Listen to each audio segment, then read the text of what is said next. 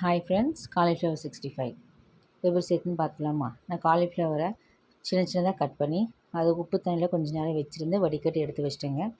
அந்த காலிஃப்ளவரில் கொஞ்சம் லெமன் விட்டு உப்பு போட்டு நல்லா பிசைஞ்சு இஞ்சி பூண்டு paste, chilli powder, Kashmir chilli கொஞ்சம், மட்டன் மசாலா, சிக்கன் மசாலா போட்டு நல்லா பிசைஞ்சு ஒரு அரை மணி நேரம் அப்படியே மூடி போட்டு எடுத்து வச்சிட்டேங்க.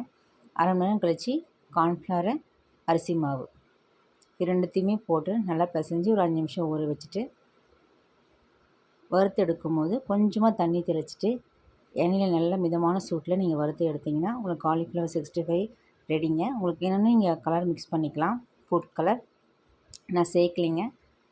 லாஸ்ட்டாக கருவேப்பிலை வறுத்து எடுத்து கொஞ்சம் வெங்காயம் கட் பண்ணி காலிஃப்ளவர் போட்டிங்கன்னா உங்களுக்கு காலிஃப்ளவர் 65 ரெடி.